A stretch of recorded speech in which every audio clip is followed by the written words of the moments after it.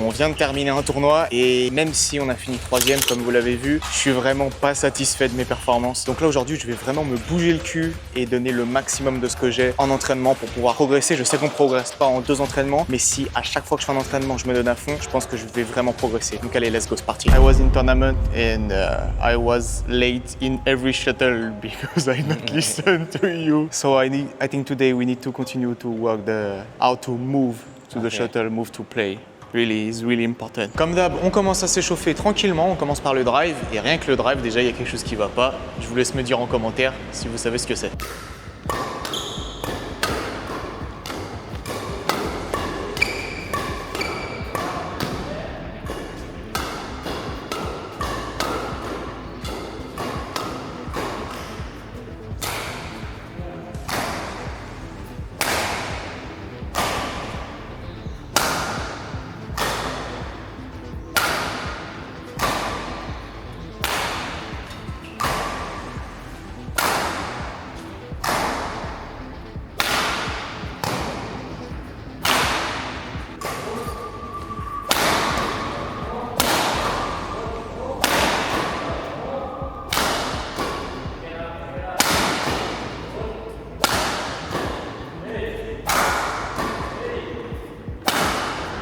On commence l'entraînement avec des blocs et c'est chaud déjà, même là il y a des trucs qui vont pas.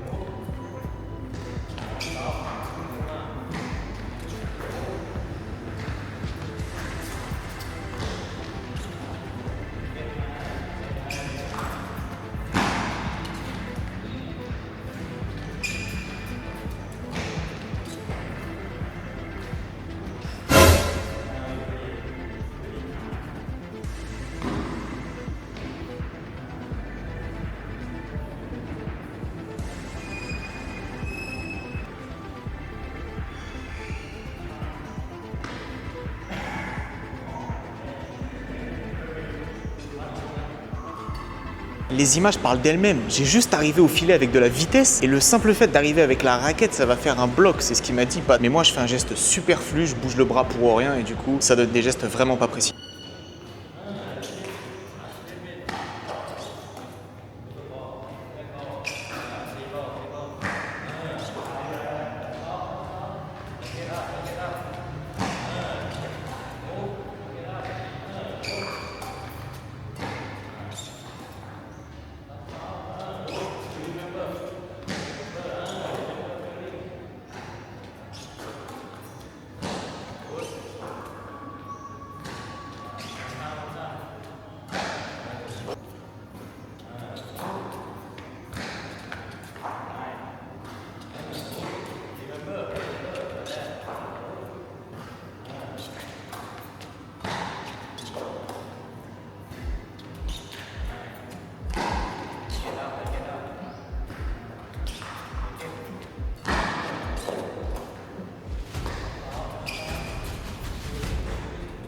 Deuxième partie que vous voyez, j'ai un petit peu corrigé le souci, mais je dois vraiment continuer à bosser ça parce que les blocs, c'est quand même élémentaire au badminton. Maintenant, on passe à l'amorti croisé. Franchement, moi, personnellement, je m'en sers pas vraiment, mais il faut avouer que des fois, c'est vraiment très utile.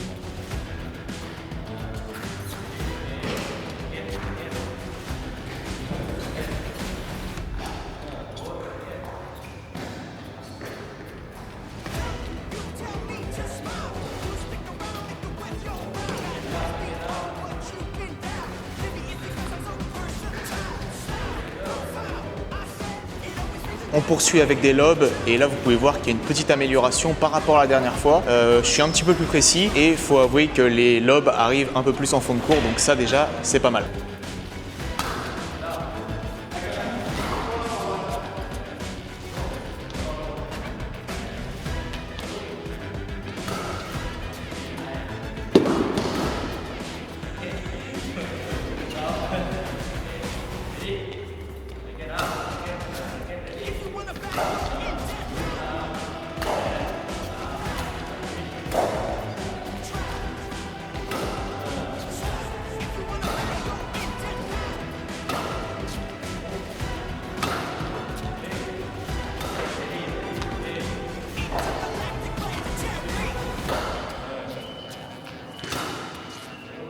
Maintenant, on est parti pour du jeu à plat en mouvement latéral. Et là, pareil, vous pouvez voir une petite progression.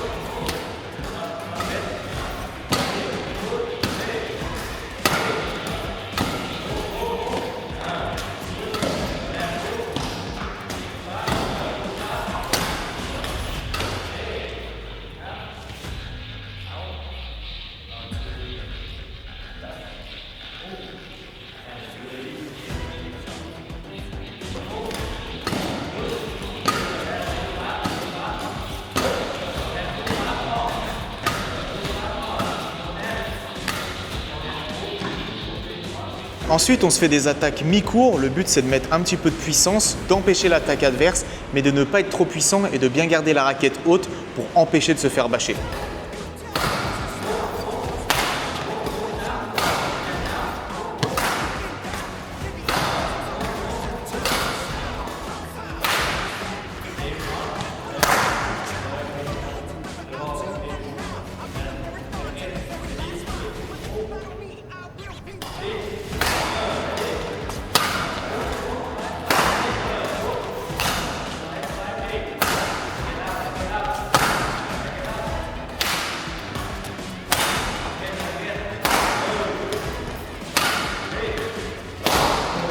Là, Pat m'a demandé de faire pareil en tapant un petit peu plus fort pour pouvoir varier si un adversaire était mal placé ou alors pas prêt à recevoir une attaque un petit peu plus puissante.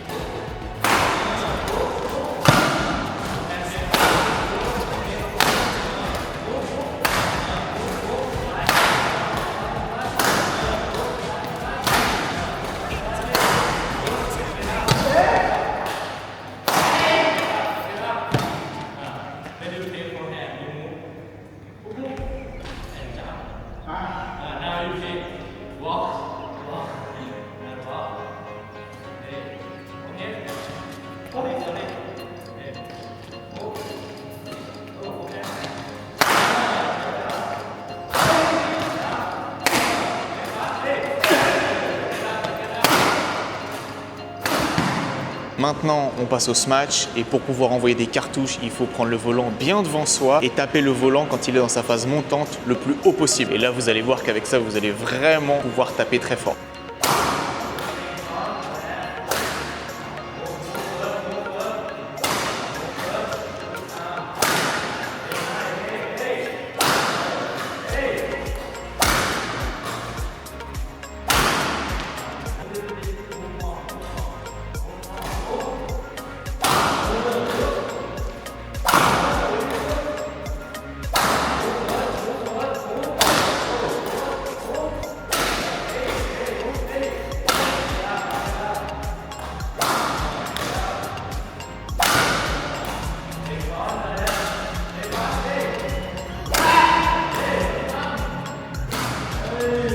On poursuit avec du contrôle attaque sur toute la surface du terrain.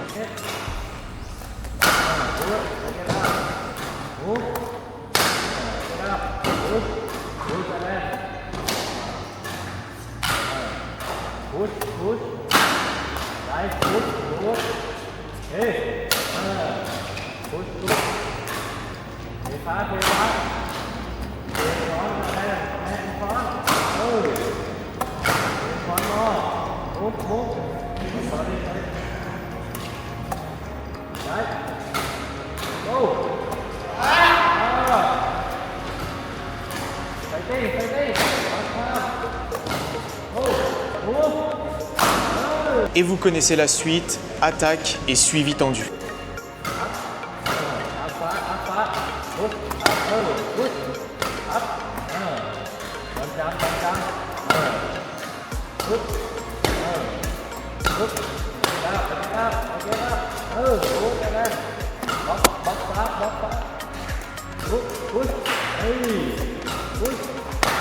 On On finit le premier entraînement avec de la défense. Et pour la défense, petite technique de patte pour ceux qui veulent se muscler le bras, pour pouvoir envoyer des défenses très longues. Utilisez une raquette de tennis chez vous après l'entraînement pour pouvoir faire le geste le plus rapidement possible. Faites des séries de 20-30 renvois fictifs avec la raquette de tennis et vous allez voir que votre avant-bras va vraiment chauffer. Et ça, c'est vraiment une super technique pour pouvoir vous muscler le bras.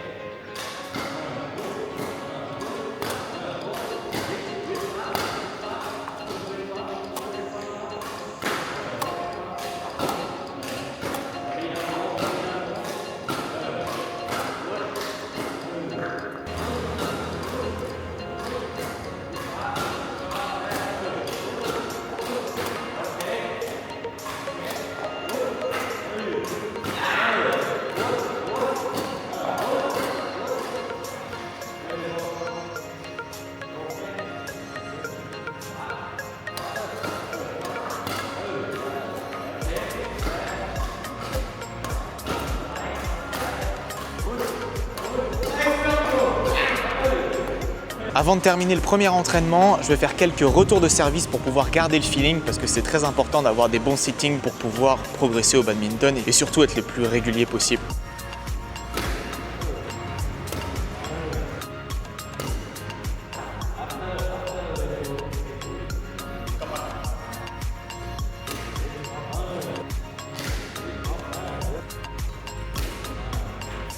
Maintenant, on est une semaine plus tard, même si ça se voit pas, je vous fais toujours le débrief le même jour et comme d'habitude, on commence par s'échauffer.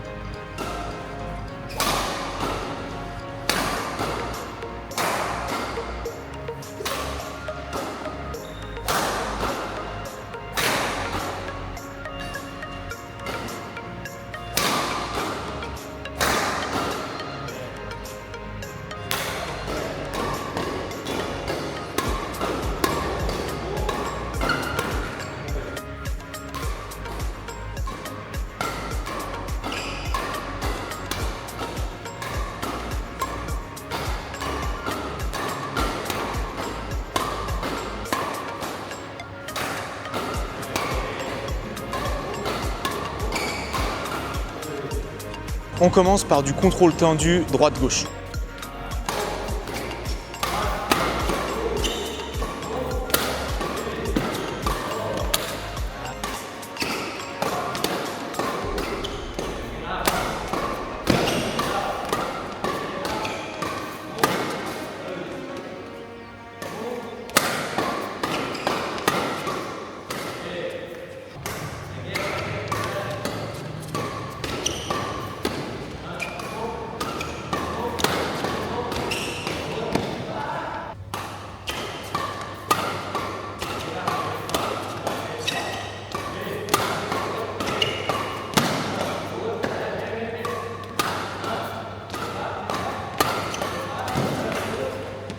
On poursuit directement avec des amortis et je pensais pas que des simples amortis allaient être aussi compliqués.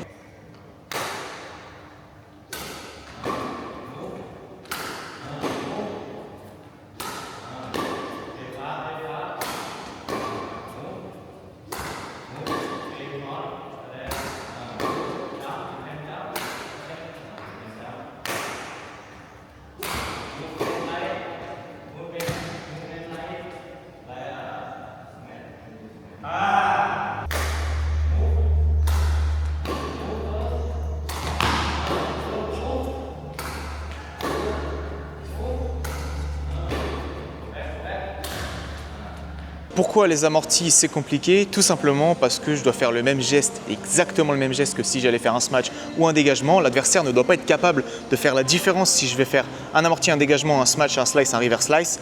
C'est ça qui est compliqué et surtout il faut pouvoir en enchaîner 20 à la suite. Donc là les gars, c'est pas évident d'en enchaîner 20 à la suite, qu'ils arrivent avant la première ligne de service bien entendu et qu'ils soient pas attaquables facilement. Voilà, c'est ça toute la difficulté.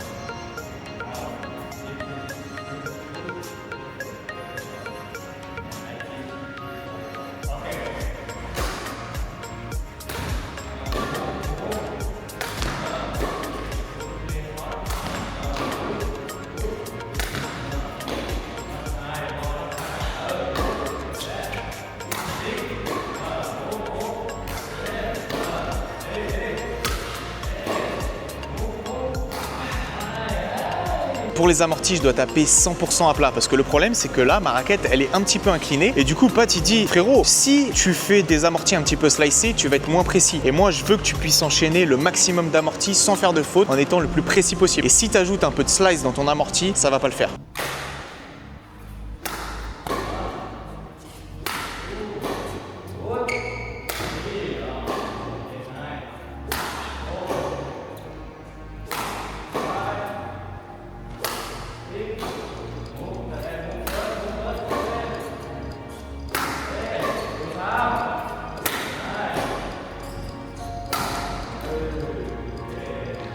Ensuite, on continue avec de l'amorti essuie et je vous avoue que j'aime bien cet exercice, c'est plus calme que les autres.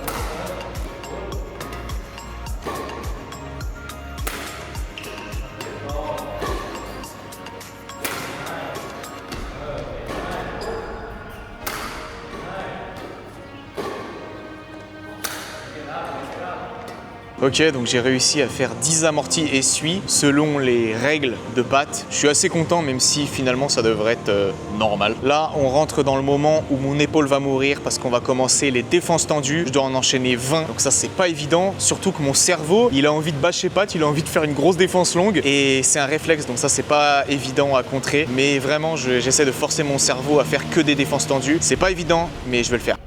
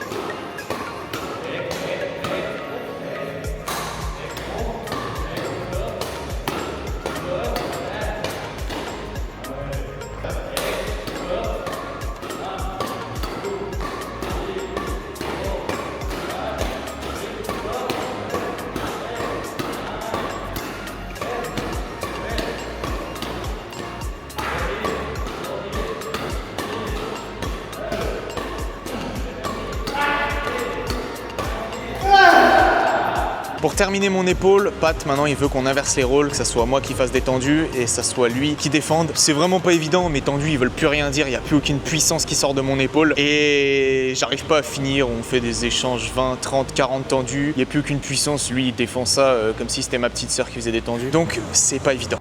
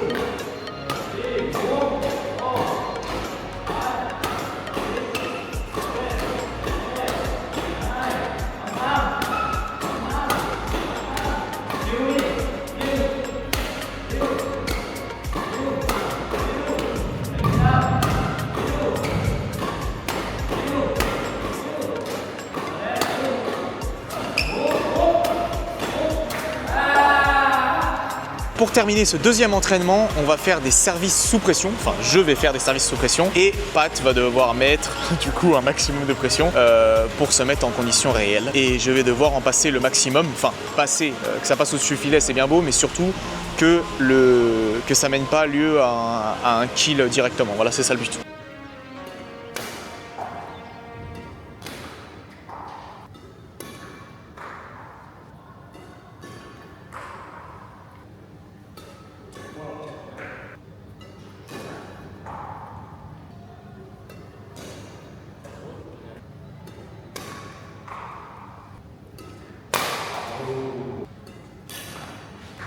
Deuxième entraînement terminé, je suis assez satisfait, je commence à avoir des petites progressions, mais surtout je sais exactement ce que je dois faire pour pouvoir progresser le plus rapidement possible. Et qu'est-ce qu'il faut que je fasse? Eh ben, m'entraîner et essayer de mémoriser à chaque fois ce qu'il faut que je fasse. Par exemple pour un smash, taper le volant bien devant moi le plus haut possible et faire le transfert de puissance. Et là je peux vraiment envoyer des cartouches si je fais ça. Maintenant si je me place pas correctement, mes smash vont partir beaucoup moins fort, je vais me faire mal au dos et du coup les adversaires vont s'amuser tout simplement. Donc je sais ce qu'il faut que je fasse, maintenant je vais continuer les entraînements de manière intensive et puis vous pourrez suivre ma progression forcément sur YouTube. Voilà, salut!